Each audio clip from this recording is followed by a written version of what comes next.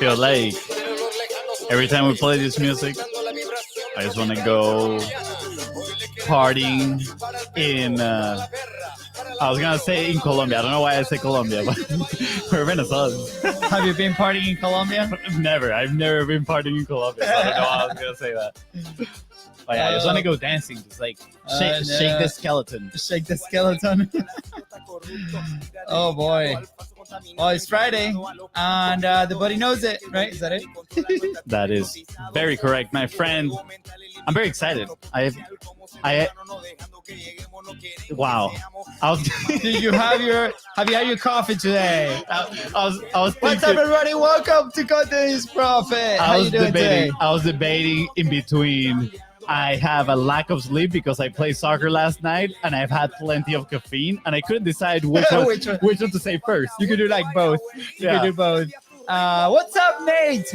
Hashtag live if you're coming in live to the show today. We have a couple of exciting weeks. The next couple of weeks, we're about to announce that. Woo, so excited. Finally. Oh, yeah. We've been teasing it for like a month now. I know. Finally, they gave us a green light like 2 days ago on when the day is actually going to happen. Put it in the calendar. March 23rd. March 23rd. The show is 2 years old next week. Crazy. Congrats, FONZI. I know. Happy birthday. Congrats. Happy birthday to you too. March 18th. That is the birthday of Content is Profit. Ooh, baby. We're going to need some confetti. A DJ, a real live DJ. Oh, This is going to be epic. Yeah. It's going to be a throwdown. Enough said. We have an incredible person right here ready to drop the golden boulders. Like David Goggins, he said, enough said. Enough said. Let's go. All right. There we go. Here we go. We've got some this is Luis. And I'm FONZI. You're listening to the Content is Profit podcast. No. Stop it. Stop the production. Okay, here we go. Hey, I'm Luis. And I'm FONZI. You're listening to the Content is Profit podcast, where we talk about entrepreneurship, mindset, and of course, how to turn your content into profit. But most importantly, we're here to have a good time with you. So go ahead to contentsprofit.com and join the community. That's right. Oh, yeah. I have a question for you. Yes. Are you the one with the lack of sleep or what? Probably. Hey, man, you know what they say about Thursdays? They're small Fridays. And, good point. You know, solid point. I went crazy last night. Guess what? You're going to wake up as soon as we start talking to today's guest. And we're going to be talking all about how to become the go-to expert in your market, the authority. Ooh, people are going to be looking for you after you listen to this conversation and take action. That's right. FONZI, do we have a sponsor today? Keep it short. Indeed, we do. Thank you for asking. Today's sponsor is your own, the BIZBROS, with content momentum. And you might be asking yourself, what is content momentum? Well, if you want daily consistent content, look no more. We're here to help you out. Slide in the DMs at BIZBROS Co. on Facebook, on Instagram. Oh, that was solid. FONZI. And if you listening are enjoying this episodes, go ahead and follow the show on your favorite podcasting platforms, because every Tuesday, Thursdays, and Saturdays, your episodes are dropping right on your phone. Keep it in the rotation, guys. You want momentum. That is right. And if today's guest help you move one step closer towards your goal, please don't forget to share this episode with 3 friends. That is your ticket of admission. Thank you. 2 syllables for you, my friend. Friday. And we have a guest that has been long overdue. Someone that comes from our beloved Podmax family. R.I.P. Podmax. We miss you. I was actually talking to Eric today, by the way. Really? Shout out, Eric. Yep, what a coincidence. Shout out to the Podmax family. Today's guest is a master interviewer and book publisher who has achieved 2 times #1 international best-selling status. Talk about authority, baby. Impressive. He has also published quite a few books that is mind-blowing. And also with the fact that he actually failed English a bunch of times growing up. That's right. He's also the host of the Expert Authority Effect interviews, in which he interviews world-changing entrepreneurs. You can safely say he knows all the secrets. And we're coming after all those secrets here today. Please welcome the one and only Mario Fachini! Hey guys, how's it going? I'm excited to share with your audience, and it's so incredible being here with you. I gotta be honest. I'm listening to this. I'm like, who's this guy that's coming up? I want to take notes. I want to join you in person. I feel like we should be on a boat dancing or something. I'm sitting here in a tie. Like I am like, I'm love your energy, love the show, love everything that you guys are about. I'm so glad that we got connected. And you know, I got to just say a few things. I don't have all the answers. I might put on a good show or whatever, but I'm still learning every day myself. So excited to be here and share with your audience the parts I do know. Love it. And just so you know, like that is the attitude that just keeps you moving forward. You're like, I gotta keep learning every single day, gotta keep growing. Yeah. And just so you know, we love the tie. We were like, should we wear a tie and match Mario for today's interview? That would be pretty epic. Here's the truth, Mario. The only suit I own is the one I wore at my wedding, like 6 years ago, and the thing doesn't fit anymore. I need to go to the gym a little bit, so I need to up the game over there. So awesome. Well, I have bathing suits too. It's not like some people joke. They're like, is this all you wear is suits? I'm like, no, this is like for presentations, speaking on stage, stuff like that. But I'm equally as comfortable in board shorts. Yes. So we usually ask about the story first, and we're going to get there. But I'm just curious, right? Because you are on brand. Every single thing that I've seen about you, you are on brand, my friend. So has that been a conscious decision of, having the yellow tie? Like how was it branding yourself for you? I honestly, it's yes and no. When I started out, I just, like every business is going, well, I need this, I need the logo, I need the business cards, I need all these, at the core, you just want to help people, but you're comparing yourself to these businesses that have been around 10, 20, 50 years with multi-billion-dollar budgets, and it's can be overwhelming. So I've done everything very simply to get started, and then over the years simply refined it. And I take the same approach with book publishing, because people are like, oh my gosh, whatever. They just, whatever overwhelm you can create, a lot of people tend to, and it's like, stop. Tell me your business. Who do you help and how do you help them? That's the core of it. I've even thrown down paper and pens at some of my in-person trainings. People think I'm going to have lights and cameras and all this stuff. And I'm like, literally, they're like, what the heck's going on? I go, tell me about your clients. How many do you have? How many do you want to get to? How are you currently helping them? And then I even forced them to make phone calls because they hate that part. When can FONZI join your training over there, Mario? Are we doing live phone calls here and Content is Profit now? If you want to, I'm open to it. I mean, I just want to add value to your audience. You guys, I mean, you're great. I'm so glad we got connected. But at the end of the day, it's like people can get overwhelmed with all this stuff. So circling back to the, I developed everything. These colors are based on my Wave Runner. Like, if you want the absolute truth, it's like, oh my gosh, everything is so well planned. No, I got started. I made a goal of helping dozens of people, got them as clients. And like 4 years later, people are they were complimenting me from day one on, oh, I love your branding. I'm like, what branding? Next year, what branding? After 4 or 5 years, I'm like, I guess I have a brand. So I kind of just stuck with it. And there is another reason I have some colors. I might share that if you ask nicely, but it's just, I didn't overthink it in the early days, and I still don't. I dumb everything down despite having a much bigger budget and, some fancy stuff. Yeah. I still take the same process as 14 years ago since full time and 20 years ago since I started.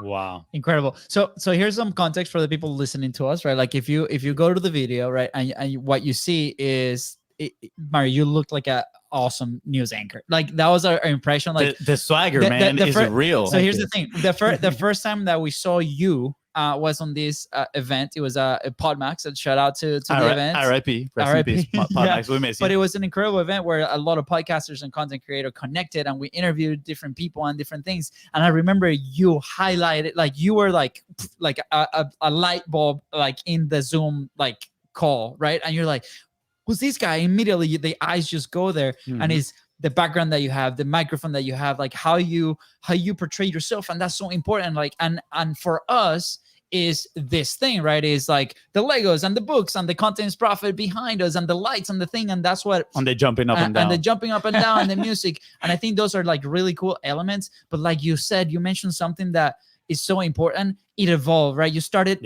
in this like frictionless point, right, that you could execute, and then it started evolving slowly. And it has been the same for us. And a lot of people that start creating content, or they want to start creating content, they get overwhelmed, whether that's a business or whether that's a content production, whether that's a book, whether that's a podcast, right?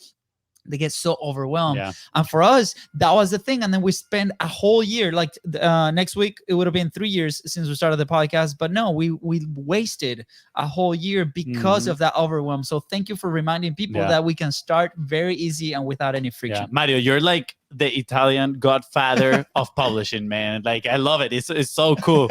And the phrase that you said, like, people just overwhelm themselves.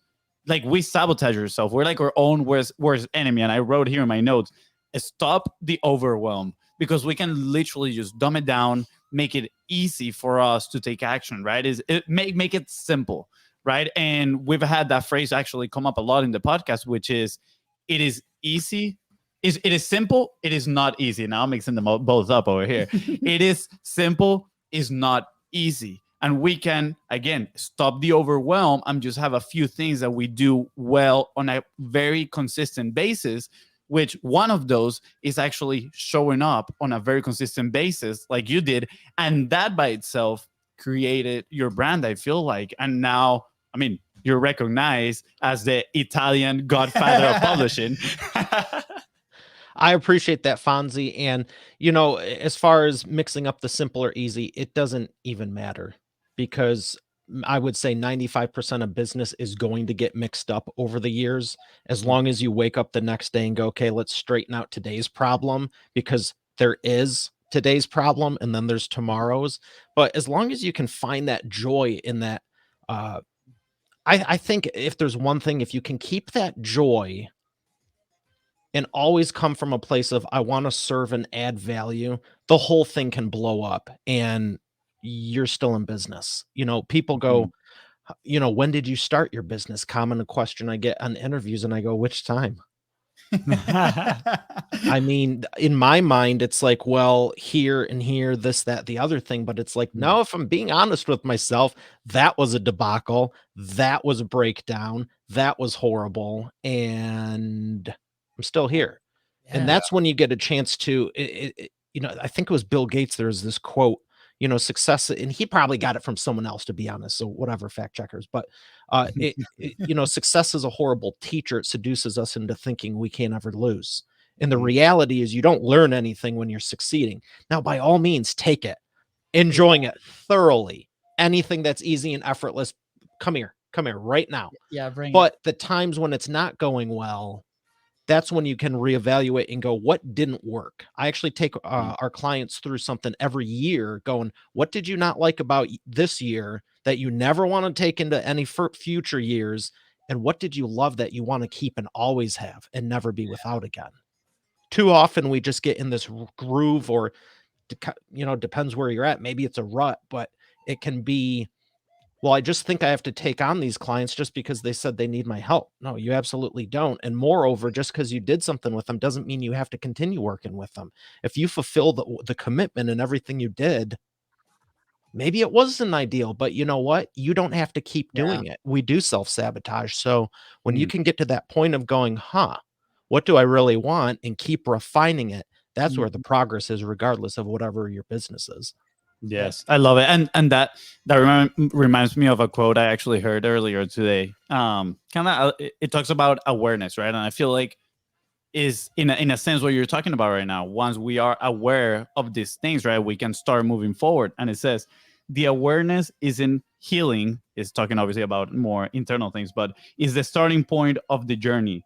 We can move forward without it, but it's not the destination. And I feel like a lot of people like understand what you just talked about, right? But then they're like, oh, because I understand it, I'm good, I'm gonna move forward. But we still gotta make that conscious choice every single day of, okay, what is that one problem I'm gonna solve next, right? And it is challenging, but at the same time, it is very, very enjoyable. I want to it's not so much how you know it, it's how much how well are you doing it. Mm. And is it part of you? There's a lot of stuff I know, but there's also a lot of stuff I'm working on, having it second nature. There's different levels. There's the competency levels. Until you master it and can teach it, you're still learning as far as I'm concerned. Yep, Yeah, absolutely. absolutely. I want to speak to the part of the failure, right? Like, same with us, right? Like we started selling stickers and we thought we were going to be millionaires selling stickers, and that didn't work out. And then we sold t-shirts and we thought we were going to be millionaires selling t-shirts, and we didn't know who we were going to sell it to. And we're like, every single person that, buys it. And even when we started the agency, what was it, like 4 or 5 years ago, right? Like the initial agency, same thing, right? Like, and it has evolved so much. And even today, right? Like the product is like really dialed in. The service that we offer is like really dialed in, but still you can still make those choices. And we just had conversations this past week of what you just said about picking who you're going to be working with. We actually had a conversation about somebody that we quoted, somebody like a type of service 8 months ago.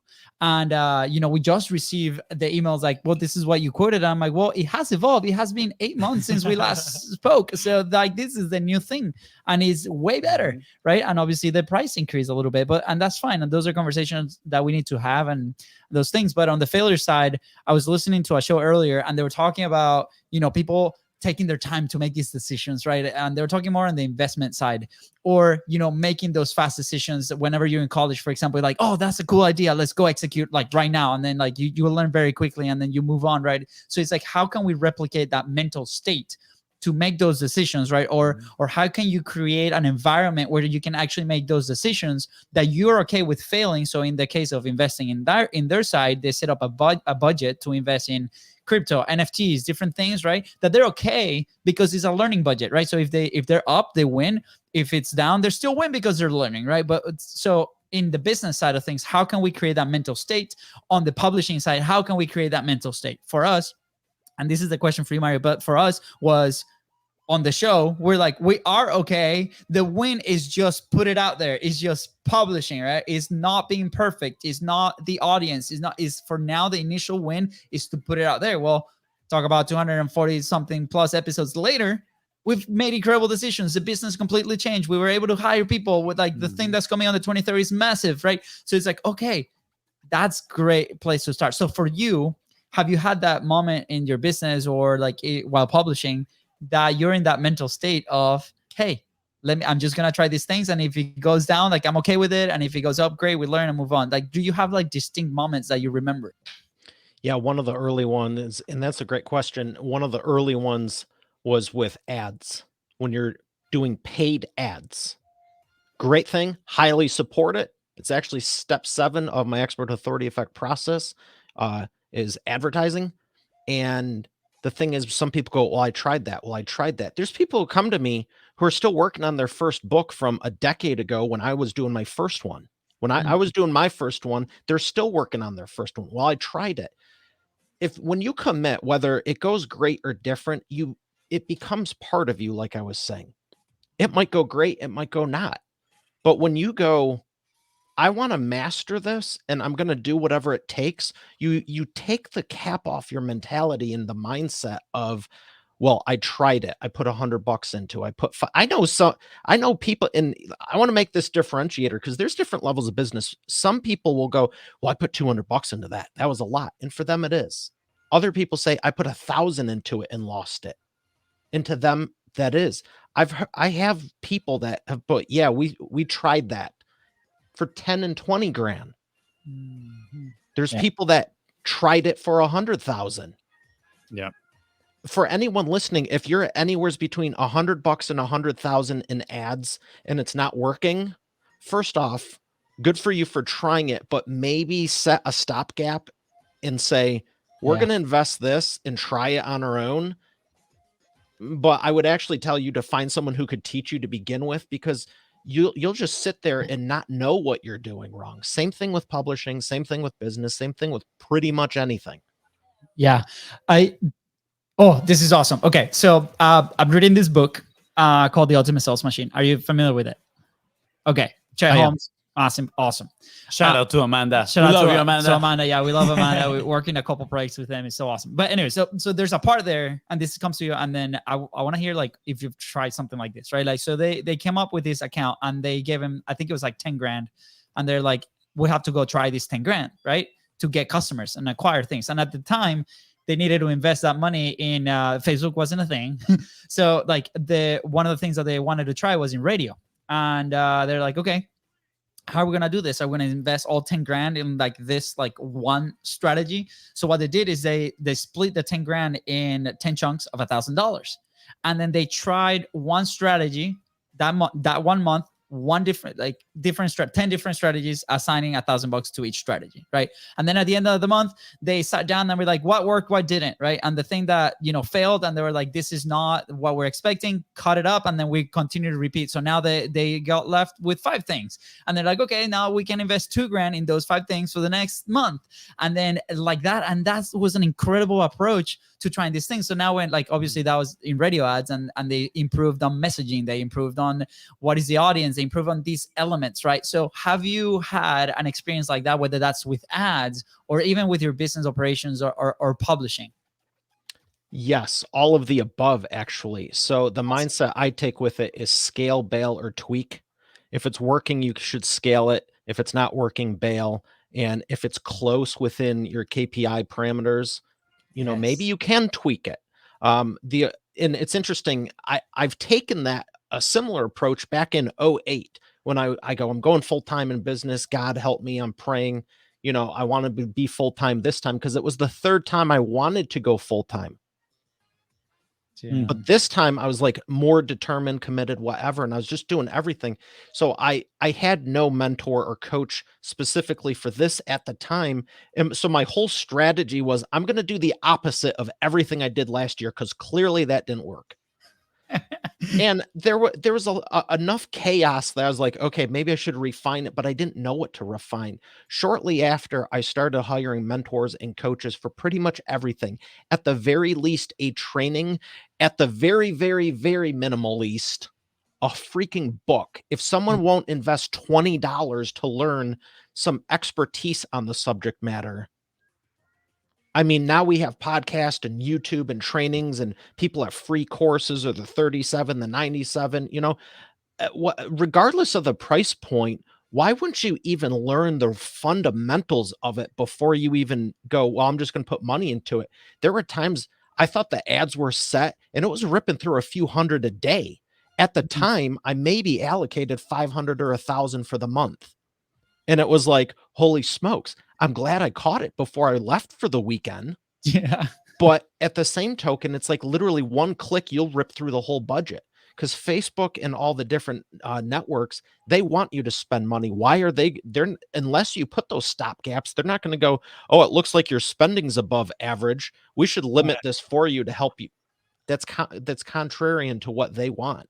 Yeah. So they'll let that thing ride as much as you possibly want it to. So that's why I always say, educate yourself first, regardless if it's, honestly, $100 or 10,000.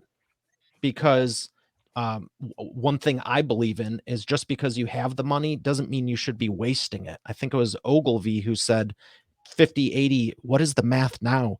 Back in the 1900s, it's crazy to even say that, but in the mid 1900s, he said, my ads are working, but I don't know which half, or something.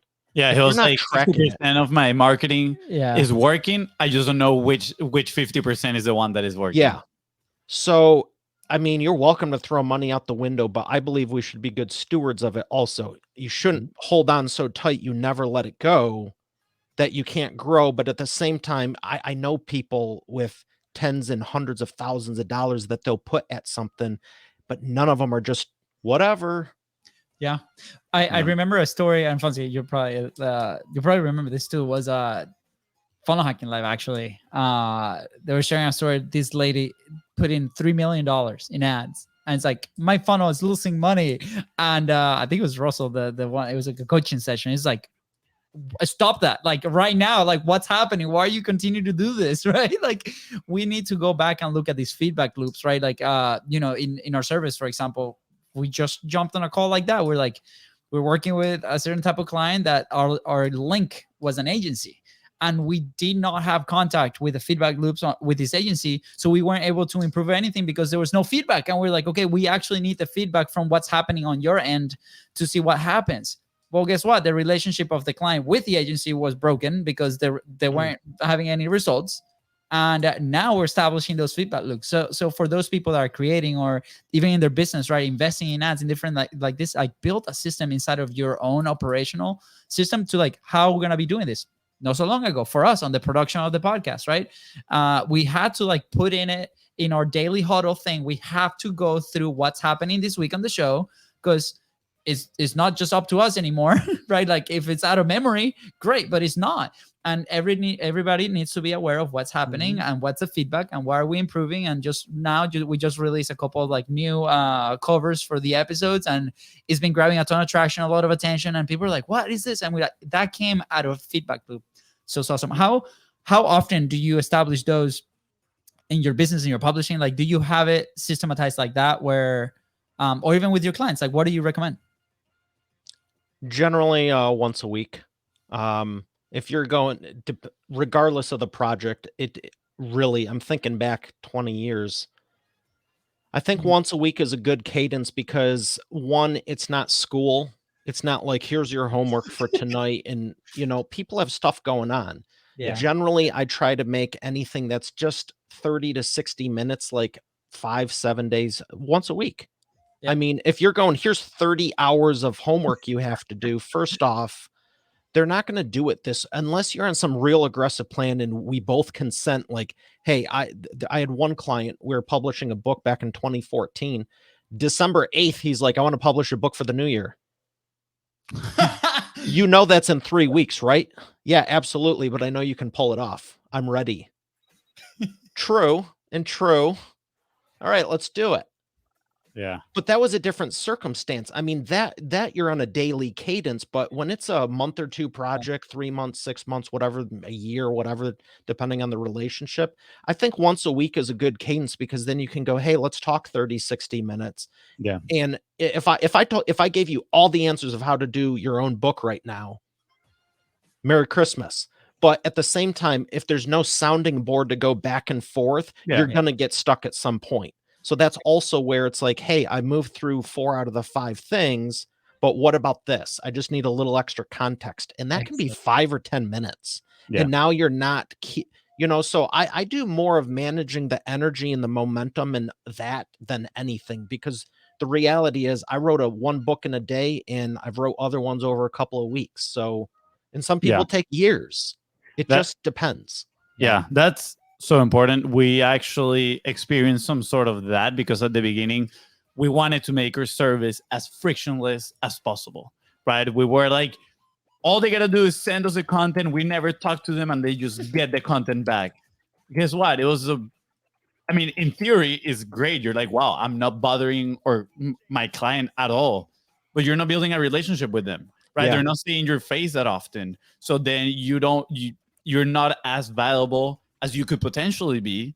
And when they have to cut somebody because they have maybe, monetary issues and challenges like every other business, guess who's the first one to go? We were the first ones to go plenty of times. And we were like, what is going on, right? Like, why are they cutting us as soon as they hit a speed bump? What we decided to do is, well, let's get more in contact with our clients. Let's talk more to them. Let's meet on a weekly basis, literally, just like you just said. And it has been amazing, right? We get that feedback. We talk to them. Now, sometimes we like to joke around too. So we joke around with them. And we have now this awesome relationship. And we're literally building more of a friendship that is creating a stronger bond. And guess what? Now we're way more valuable to their business because, yes, the deliverables are still the same, is the content. Right, they're better because of the feedback loops. Exactly. They actually you're also not positioned as just a vendor to them. Exactly. That positioning is key. So yeah, that very important point. And I want to transition here a little bit because we are running out of time. But I want to hear all about the expert authority effect because you got that thing trademarked too. So it must be pretty important. So this is my newest book it's the Expert Authority Effect publishing method. My other one is on the Expert Authority Effect, which is like I said, step 7 of that is advertising. And that deals more with the holistic approach of kind of what we've been talking about, how people, refining your messaging, because everyone goes, well, should I be on Facebook, LinkedIn, or this? It doesn't matter. If you don't know who you're talking to and you're saying the wrong things, it doesn't matter. So that's more the systematic approach of going, I don't care what you're doing, whether it's a podcast, book, live stream, whatever the case. If you're not following these steps, you're going to be running in circles and running through the pitfalls. And yeah, you can learn, but why would you want to take 5 or 10 years when, you don't need to? Yeah. So, but what I've been doing for the last decade in 5 books now of my own and hundreds of helping others is the publishing method. And that is what excites me, because there's a ton of books are nothing new. They've been around thousands of years. It seems like it's a dime a dozen. I get hit with ads all the time. I can help you do a book. I can help you do a book. I can help you do a book. It's no different than I can help you do a podcast or a live stream or a website or just pick something, I should grab it. Spin the wheel of just whatever the crap is someone's trying to sell. And it's like there's none of that connection. So I've analyzed what I've done that's worked, and some of it I was just keeping private because it was like, this is my process, this is why it's working. And even other publishers are coming to me going, what are you doing? Yeah. And I'm like, maybe I don't want to talk about this. However, I have a big goal of helping tens and hundreds of thousands of more businesses. And I can't achieve that of making a bigger dent by keeping it hidden. So I've taken my best stuff and put it in this book. And when we were talking about the positioning, that's actually chapter 2. That's how important it is, in my opinion and experience, because again, I joke all the time, including in the book, here, people go, well, what cover should I have? What's the print? What's the binding? It's all stupid unless you have your content written. Moreover, you can have content written just like a blog post or a Facebook, LinkedIn article, Instagram, and it can be crap. Yep. So if it's not structured the right way, in a way where it's positioned and you do come off as the authority, it's just another dime a dozen thing. And I've never done that. Moreover, one of my standards is someone has to already be at that level, because I have a problem with the many others out there who are going, well, we can do it for you. It's like they just want the business. It's too special to me. It's too important. And frankly, it's too effective.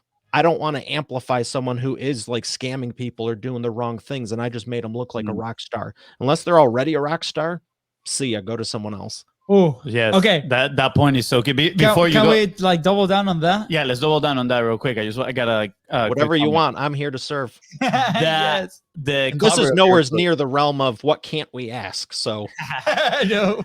Yeah, the cover of your book looks awesome. Let me tell you. I know it's about the content that's inside and the what we call the golden boulders that are inside there, ready to be read by everybody. But the cover looks sweet. All right. Okay, I want to double down in. Well, I appreciate that, and got to give a shout out to the Expert Authority Effect publishing team. I had multiple designers work with me on it, multiple revisions, over 40. And there's other aspects. We also had this is the limited edition one. We have the normal hardcover. There's the paperback, the audio book, and a couple other things I have not mentioned yet. But there's a lot of design going in all of it, and it's the same principles I've taken with the show, with everything since day one. So it does look cohesive. So I really do appreciate that. Where can people find it? eapublishingmethodbook.com. Awesome. We're gonna leave all the links right below, so go check it out, please. Yeah, I'm about to go buy myself. Yeah. I want to double down. The one you get, you'll want the limited edition. I'll say that. Yeah. There's some surprises I haven't told anyone about other than my team and some family. And us and the BIZBROS. Exclusive. Hopefully, we're trying to get the secrets out on this episode. It's all good. I think there's something that you mentioned that is so important, and I want to illustrate with a story too. But the fact that you're like you work with a certain type of people, like you gotta be at this level so we can like even interact. I remember we were actually invited to the startup weekend. Are you familiar with the startup weekend? I've heard of it, but haven't attended myself yet. Okay, so when I was in college, I attended it to like put out my millionaire idea out there, but it didn't work out. And then years later, we go, well, that idea definitely is not going to work out. I promise you that. But it'll lead to the next one, though.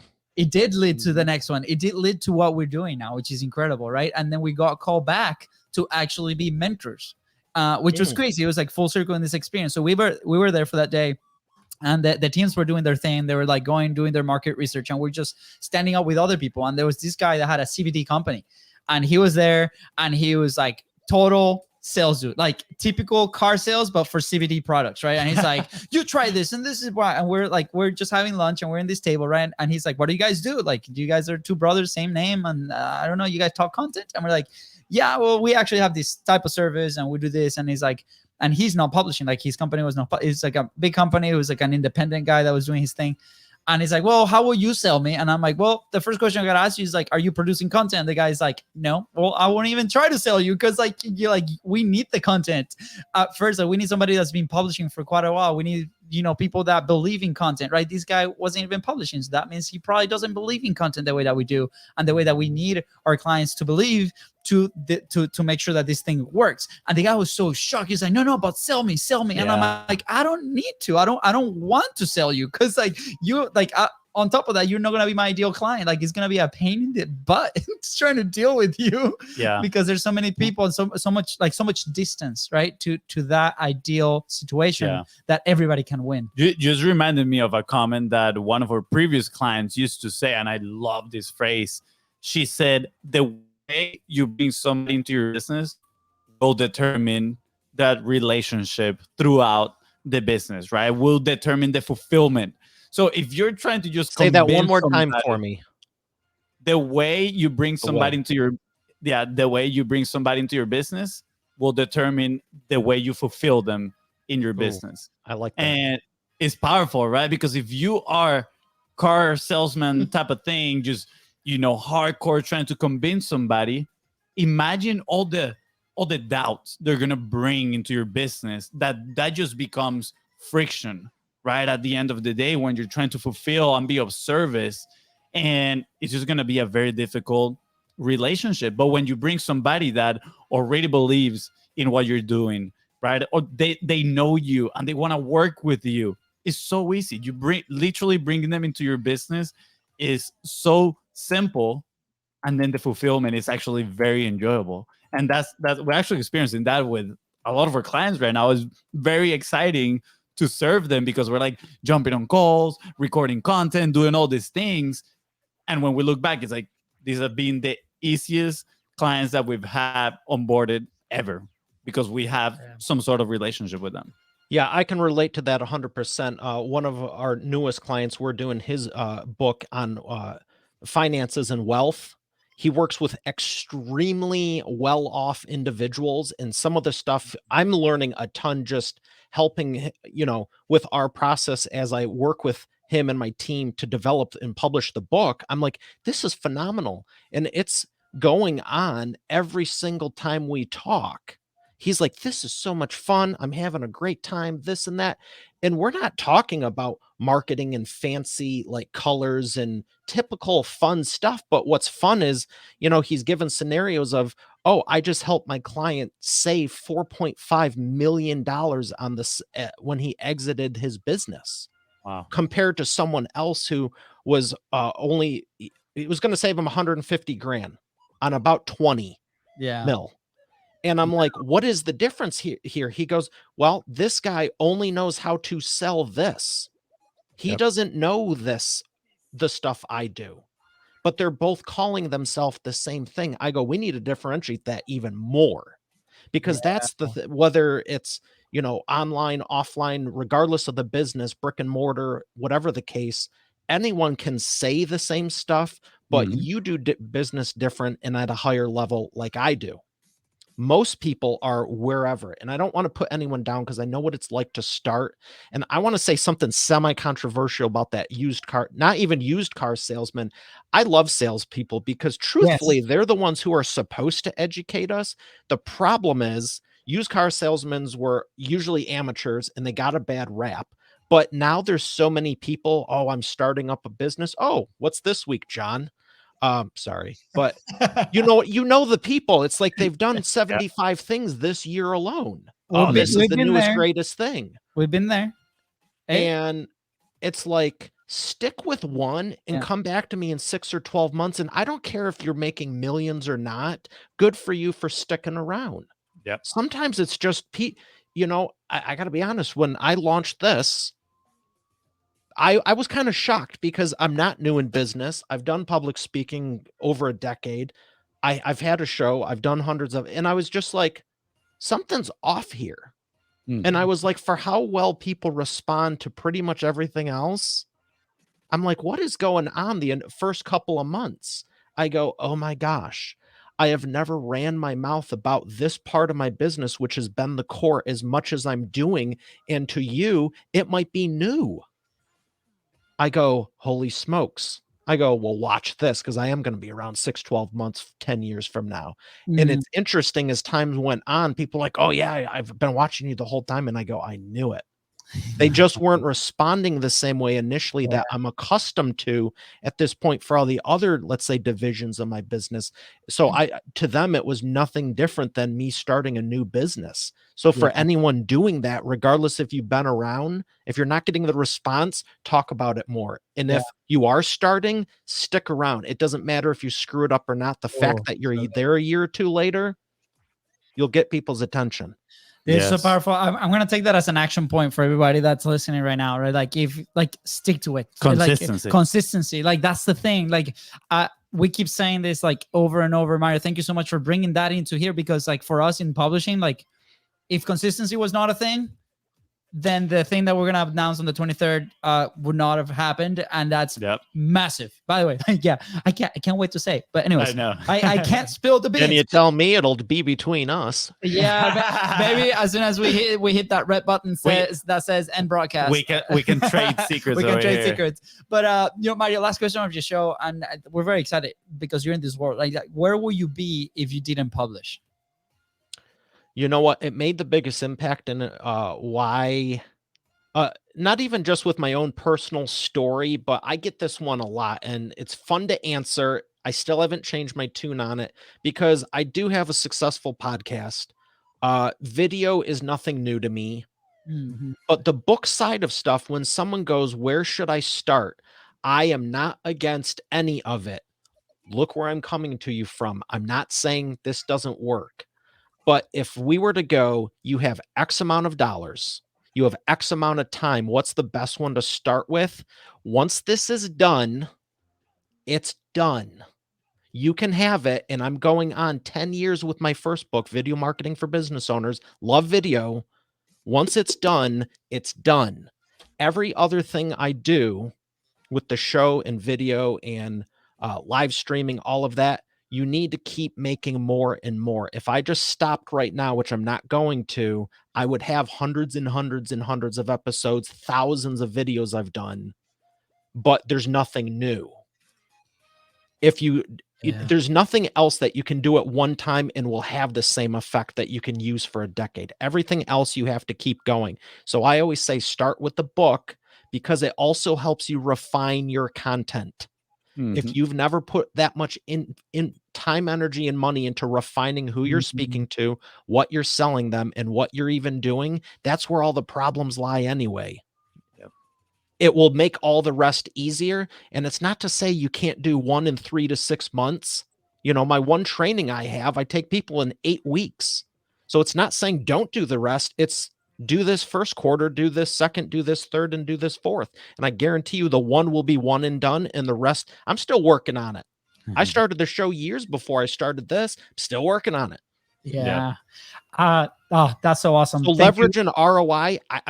Nothing will top a book. And it's real hard to hand someone a podcast episode from stage.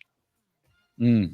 Oh, Let's do this. Oh. We're gonna read that book, and then we're gonna bring you a second time, and we're just gonna like deep dive into it. yes. Just like tear it apart in a good, Okay. in a good way. Of course. I'm down for it.